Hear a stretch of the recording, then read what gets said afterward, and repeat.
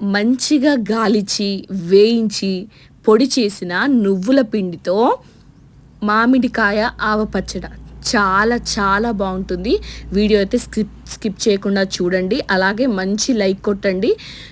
అలా చేయడం వల్ల చాలామందికి రీచ్ అవుతుందనమాట. ఇవి మా పెరట్లో పెరిగిన మామిడికాయలండి. ఇవి బంగెనపల్లి. నేను చేసింది మాత్రం పచ్చడి మామిడికాయలకు సపరేట్గా దొరుకుతాయి అనమాట. ఇవి చాలా హెల్తీగా పెరిగాయి మా ఇంట్లో. సో వీటిని ముక్కలుగా కట్ చేయిస్తున్నాం అనమాట.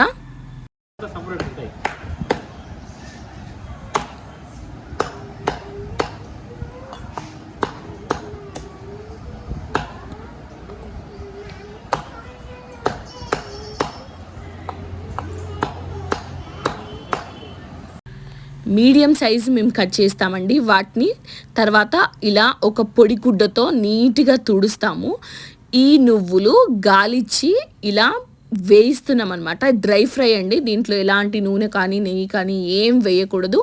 లో ఫ్లేమ్లో పెట్టి ఇలా మెల్లిగా ఖచ్చితంగా 10 నిమిషాలు అయితే పడుతుందండి. లో ఫ్లేమ్లో పెట్టి వేయించుకోవాలి. హై ఫ్లేమ్లో పెడితే బయట వేగుతాయి, కానీ లోపల మాత్రం పచ్చిదనం ఉంటుంది. అప్పుడు మనకు పచ్చడ త్వరగా పాడైపోతుంది అనమాట. అలా కాకుండా ఉండడానికి లో ఫ్లేమ్లో పెట్టి వేయించుకోవాలి. ఇలా నలిపినప్పుడు అది త్వరగా పౌడర్ అయిపోతే అది పర్ఫెక్ట్గా వేగినట్టు అని అమ్మ నాతో చెప్పారనమాట.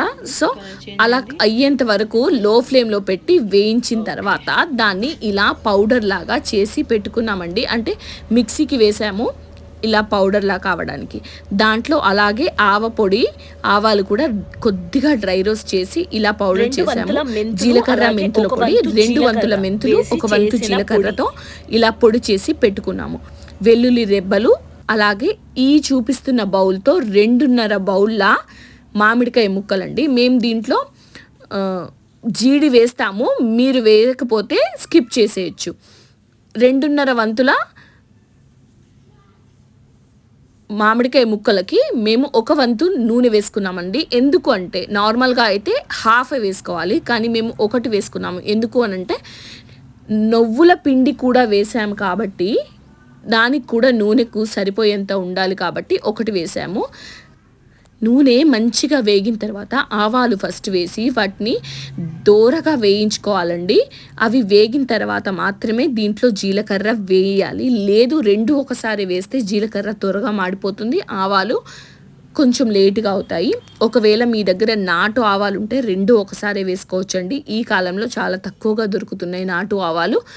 అవి దొరికితే మాత్రం వేసుకోవచ్చు. లేదు మనకు దొరికేవి హైబ్రిడ్వి కాబట్టి కొంచెం ఎక్కువ టైం తీసుకుంటాయి అవి వేగడానికి.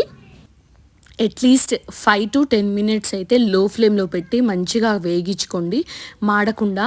మీకు ఒకవేళ స్టవ్కి ఎక్కువ వేడి వచ్చేది ఉంటే మాత్రం త్వరగా ఆపేసుకొని దాంట్లో వెల్లుల్లి దంచి పెట్టుకున్నవి వేసుకోవాలండి. మనకు ఈ సూప్లో ఈ దంచి పెట్టుకున్న వెల్లుల్లి రెబ్బలు చాలా టేస్ట్ ఇస్తాయన్నమాట. అవి కూడా మంచిగా గోల్డెన్ బ్రౌన్ కలర్ వచ్చేంత వరకు వేయించుకోవాలి. ఎక్కువగా వేయకూడదు, మాడిపోతే మాత్రం పచ్చడి అస్సలు తినలేమండి, మాడు కంపు కొట్టేస్తుంది. తర్వాత ఇవి పర్ఫెక్ట్గా వేగింది అనుకున్న తర్వాత మనం దీంట్లో పసుపు వేసుకోవాలండి.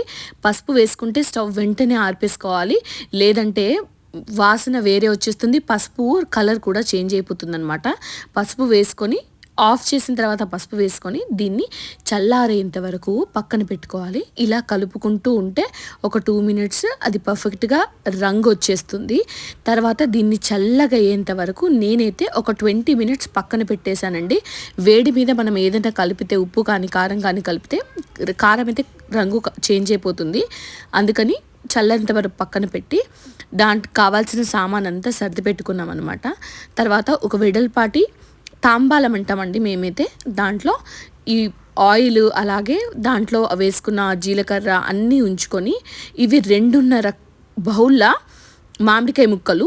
సో నేను దానికి 1/2 కప్పు ఉప్పు వేసుకున్నాము. అలాగే 1/2 ఆవపిండి, 1/2 నువ్వులు పిండి, జీలకర్ర మెంతుల పొడి కొద్దిగా వేసుకోవాలి. అలాగే నేను ఫస్ట్ అయితే ఇది గాలిచ్చి ఫ్రై చేసి పౌడర్ చేసుకున్న నువ్వుల పొడి వేసుకున్నాం అనమాట. వేసి ఒకసారి మంచిగా కలిసేంత వరకు కలుపుకోవాలి. మన చేతికి తడి లేకపోతే పచ్చడి ఎక్కువ రోజులు వస్తుంది. ఇది ఇలా కలిపిన తర్వాత దీంట్లో హాఫ్ బౌల్ కారం కూడా వేసుకొని మంచిగా కలుపుకోవాలండి. ఇది కలిపితేనే రుచి బాగుంటుంది, పర్ఫెక్ట్గా వస్తుంది.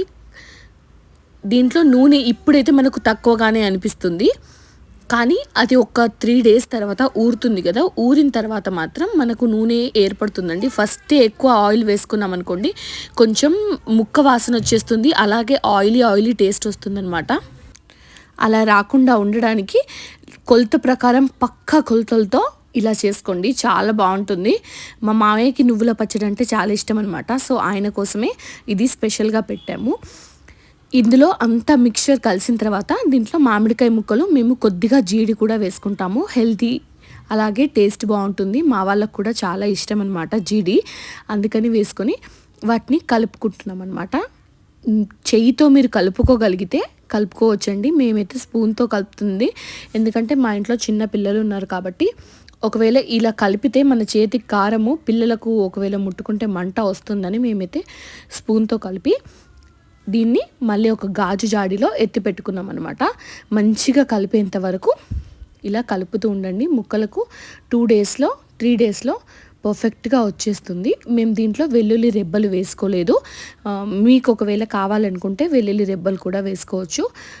నువ్వులది చేసినప్పుడు కొంచెం వెల్లుల్లి రెబ్బలు స్మెల్ డిఫరెంట్గా వస్తాయి అన్నమాట. అందుకని మేము ఓన్లీ పేస్టే వేసుకున్నాము, రెబ్బలు వేసుకోలేదు. మీకు ఒకవేళ అది నచ్చితే వేసుకోవచ్చు.